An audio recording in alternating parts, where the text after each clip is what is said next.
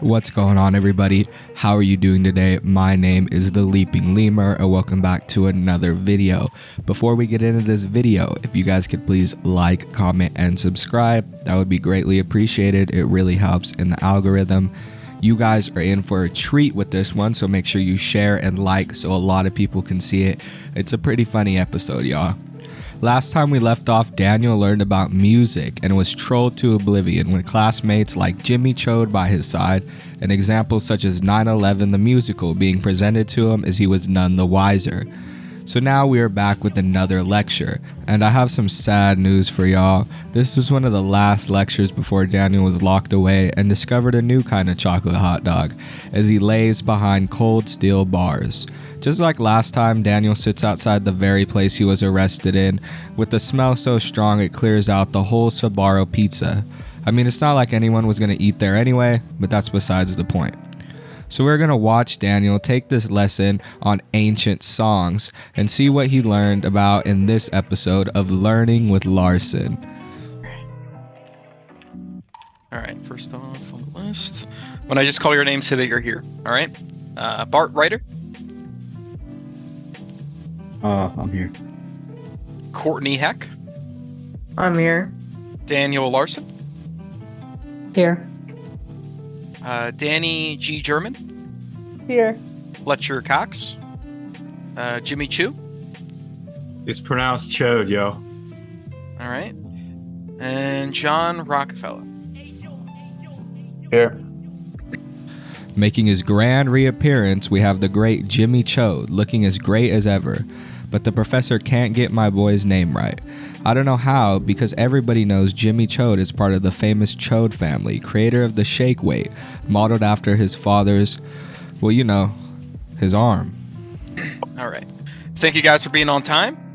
Today, I thought that something that was relevant to the songwriting that I had you guys do for your assignment was going over just some quick history regarding the first songwriters and the songs involving that.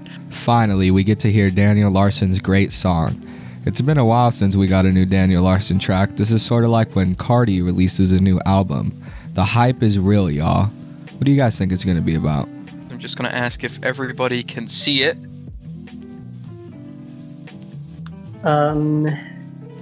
Yes. All right, perfect. All right, so towards the end of the class, I'm going to have everybody obviously go over their lyrics with what they wrote for the assignment. Obviously, the person who has the best lyrics will get 100. That's fine, Mr. Hunter. We will be going over lyrics, as I said, and whoever has the best lyrics will be receiving 100 extra credit points. All right, an instant A+ for the assignment. But regarding the first songwriters, as you guys have written songs, and the first composers, right? So, where did the first songs go? Where were they written, right? Well, the answer is in the Empire of Brazil, 2,500 years ago, right? Music is very, very old.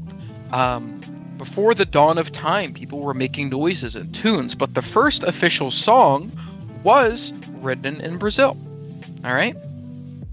Now, who was the first songwriter? The first songwriter ever recorded in history was Chief Sleip Mahas. Oh yeah, I know Chief Slap My Ass. That's the chief who went to war with Chief Ligma Balls, Chief of Mexico, first guy to work 2 jobs and have 12 kids. Loved a lot of his songs, but the most important song that he ever wrote was this song right here. Now, the song was never given a title because of how old the song was, okay? So they didn't really put titles to music. Nowadays, when you go on Spotify, right, or Pandora, a lot of songs have titles, right? But back in the day, they didn't care for titles. It wasn't important to them, right? So the first lyrics to the first song ever written, it's obviously written in Portuguese here because that's the language that Chief Slap Mahas wrote in. But the lyrics go, "The sun is rising. I look down at my waist. There is a firm stick between my legs. It feels good to punch it," right? So he's really going into detail about his emotions in this song, right? What a great song. It's really relatable too. I mean, who doesn't like to punch their stick? I mean, I punch my stick while watching women's volleyball, the great sport of Brazil. Even when we see the first song ever written, it's 2 verses and a chorus, right? So they're all interconnected in a way in their structure, right? Now, what about the first composer? Sir Ruben Madec. He was a medieval composer in Germany at the time. He was from Germany. This was a artist rendition of him. Very accurate, because back in the day, a lot of people would get paintings of themselves. And archaeological evidence that we've found proves that he looked very much like this. Ah shit, Ruben Madec. That's a great musician. I love waking up in the morning to some good old Ruben Madec. This shit's just writing itself at this point, y'all. I'm sorry if I'm overdoing the puns, but god damn, these are some good ones this time. All right. I went to the town. Actually, I'll have somebody read this, actually, since I read the last one. Would anybody like to volunteer for extra credit to read what is on the slideshow right now? Would anybody like to volunteer? I would. Okay, for sure. Song by Ruben. I went to the town with a frown. The people laugh over me. It wasn't my fault, and I got hard. I got hard on the corner of Orphanage Street. Fuck, this shit is so funny. He didn't even have to say that. That's not what the slide says, Daniel. It makes it so much more funnier. And the fact he repeats himself, geez, Daniel, I didn't know orphans made you hard, but it's probably because they're kids, right? Now we're going to go over the lyrics from last week, all right? So what I'm going to do is I already laid out who's going to be reading first, right? You can add a tune to it. You can sing it out loud, or you can read it with a tempo. It's really up to you. So first I have Mrs. Danny G and Mr. John B. If you guys could present the lyrics that you wrote. I think John is going to present them for us. Okay, perfect. Sure. So yeah, we wrote this song about my uncle who passed away in 9/11. So we got inspired from that, and yeah, I'll start us off now. Okay. I knew one day that love would sprout. Then came the day Osama blew us away. Osama blew them away. Then came the day Osama blew us away. Osama blew them away. Thank you, everyone. Very good. Very, very good. That was beautiful. Now, does anybody have any comments or suggestions? Well, you said Osama was your uncle, right? Or is that just like a fictional name for him? No, my uncle was not Osama. Osama blew my uncle away. Oh, I'm sorry. So these guys give their songs. I'm gonna just leave it in because they say it's about 9/11 and it's pretty fucking funny. I think 9/11 might be one of the greatest jokes from the worst tragedies. Of course, 9/11 itself isn't funny, but the juxtaposition is what makes the whole thing pretty good content. Especially when Clark asked if his uncle was Osama, completely ignoring the whole fucking point of the song. My only criticism for the song, the reason why I say this is because my old music producer that I actually work with here in Denver is a multi-Grammy award winner, and he told me that the lyrics have to be set up like a poem, but also they have to rhyme, and the rhyming has to also create rhythm along with the song. Daniel always acts like he knows so much. It's hilarious. He says the most basic information, and it's like, yeah, sure, it might be true, but anyone with ears and a brain can tell you that music fucking rhymes. We pulled it up here. So we don't really have a title for the song. I strictly believe that the song itself, once it's done, creates the title.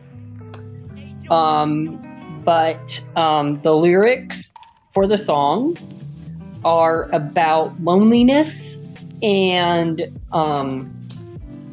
wanting help in a situation. And then we kind of created like imagery with being like traveling and being lost. The lyrics go: sunlight in the windows, gleaming in the air. Shadows dance around without a care. The taste of beer down my throat, ready for the open road. In the outback, time travels on. Reflection wasted, how life went wrong. Savannah dunes, wind through my hair, remembering life without a care. Daniel Larson, more like Daniel Barson. But not really, because that shit was ass. Like, it's so boring. Daniel, you really want that extra credit, don't you? I was kind of hoping Daniel would just write a song about Grace Vanderwall or something, but this is just a ticket to Yap City. I mean, Jesus. You critique the other guy, but your song is shit, dude. Regarding the song to help improve it.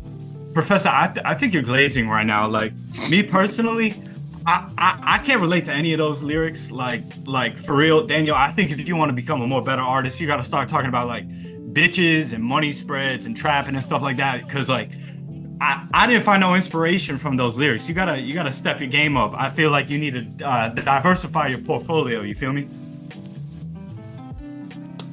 I will take that into consideration. Great take again from Jimmy Chode. We love to see it.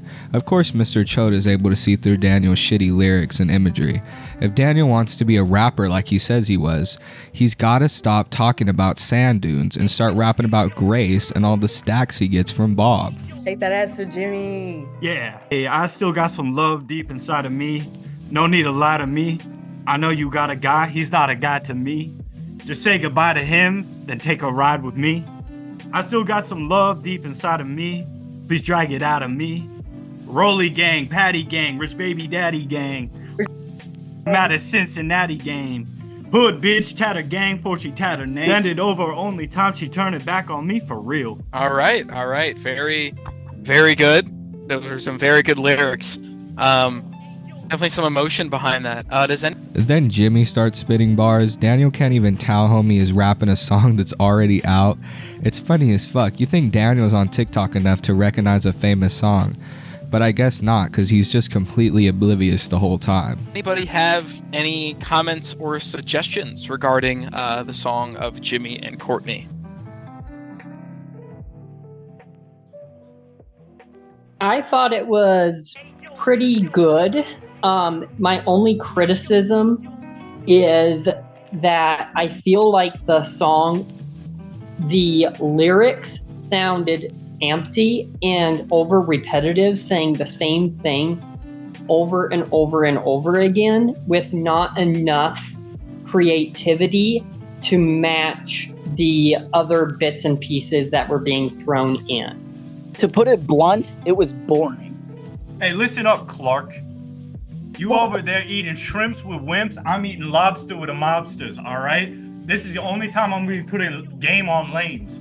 I love when Daniel puts his 2 cents in. Homie says he thought the song was pretty good, then completely trashes the whole thing after. Don't ever step to Jimmy Chode. You're gonna end up in a body bag, thrown inside the dumpster outside the shake weight factory. Don't think it's a game, Daniel. I liked the variety of the lyrics and the imagery. I felt like it was kind of bland a little bit, and I would like a little bit more creativity as well. Okay, thank you for your input, Daniel. Daniel loves to critique others, but his lyrics were straight dog shit. They made no sense. He gave some chat GPT ass lyrics, talking about bullshit. I'd rather listen to whatever song this guy's plagiarizing than your bullshit, Daniel. Within my class, but the tie that I have for both lyrics is between Mr. Larson and if I could find his name, and Jimmy. So that is the tie that I have for both students. Yeah. All right, Daniel, I'll see you in a rap battle. We'll break this tie. All right, We'll go so band this for is band. Finally, Jimmy finally declared a rap battle with Daniel. I don't think we'll ever get to see it, but damn, think about how fucking fire that would be. Daniel rapping about grace and dining and dashing.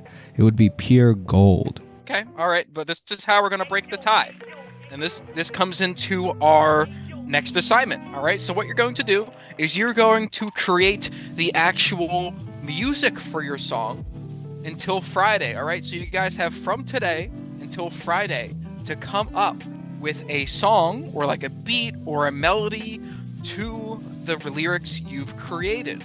I will be awarding today. Mr. Larson has received a total of 60 extra credit points today. Mr. Chu has received 50 extra credit points today. And next week, just because that there is a tiebreaker, that is when I will decide between the two songs and whoever getting the extra 100 extra credit points. All right. Hey, last time, get my name right, Teach. It's Cho, you heard? All right, I apologize. Now, would anybody does anybody have any questions regarding this?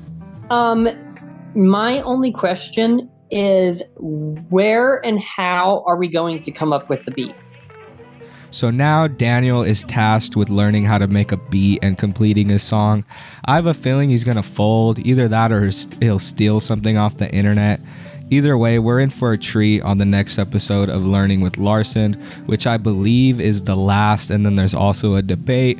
So we're coming close to the end of this series. Hopefully you guys enjoyed. And it'll probably continue when Daniel gets out. He'll want to go right back to UCLA. That was one of his main concerns after going to jail. So we'll see what happens in the future. Anyway, that's it for today's video. I'll see you guys in the next one. Peace.